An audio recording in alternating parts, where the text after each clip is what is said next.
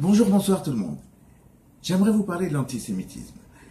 Si vous voulez des cours, des conférences, si vous voulez que je parle pour Niaskara, s'il vous plaît, faites-le moi savoir. cadeaudaniel@gmail.com. C'est peut-être marqué quelque part. Alors, l'antisémitisme. D'abord, j'aimerais vous dire que je ne vais pas faire le Calimero juif. Alors, vous vous rappelez de Calimero, le poussin qui avait une coquille sur la tête qu'il avait gardée depuis sa naissance, et il disait toujours c'est trop injuste, c'est trop injuste. Non, bien sûr, il y a beaucoup de gens qui aiment les juifs, il y a beaucoup de gens qui aiment d'une façon générale.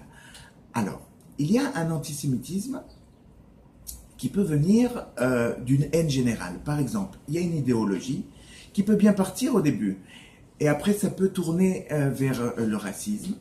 Et donc, il y aura du racisme contre les minorités. Et parmi ces minorités, il y aura les juifs. Mais ce n'est pas une haine spécifique au peuple juif. C'est général et ça s'applique aussi aux juifs.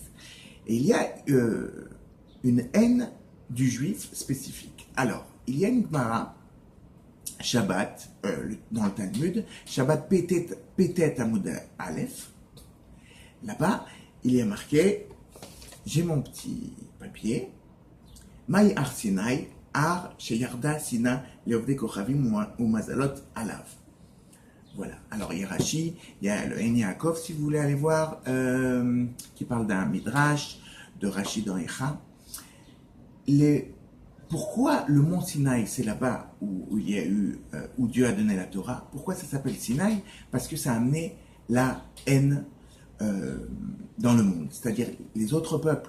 Bien que, on voit dans le Talmud Avodah Zarah Bet Amud Bet, Dieu leur a proposé aux peuples de l'époque, je parle des peuples de l'époque, leur a proposé la Torah. Ils ont refusé, et le peuple juif a accepté. Du fait qu'il a accepté et qu'eux, ils ont refusé, ça a amené une haine des peuples contre les juifs. Bon, il faut savoir aussi que l'étude de la Torah et les mitzvot protègent les juifs. Voilà, donc il y a aussi une autre source qu'on peut voir dans le Chumash.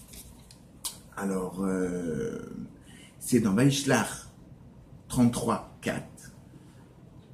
Rashi, Amar Rabbi Shimon ben Yochai, Alachaï, Beyadoua, chez Esav, sonné les Yaakov.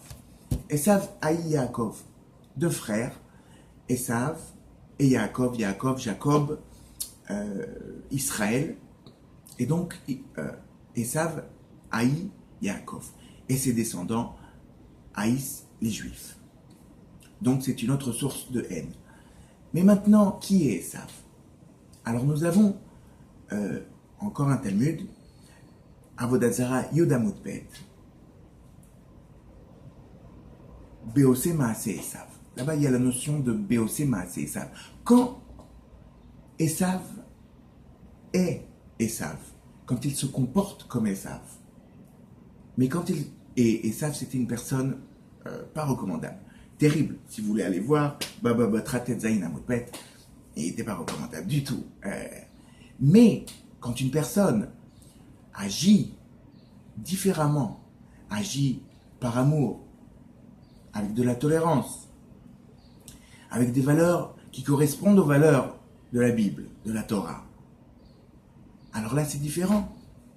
Alors là, il n'haïra pas le peuple juif. Et c'est là que je veux peut-être en venir. C'est que quand on voit un individu qui agit bien, avec amour, alors il n'aura pas de haine contre le juif.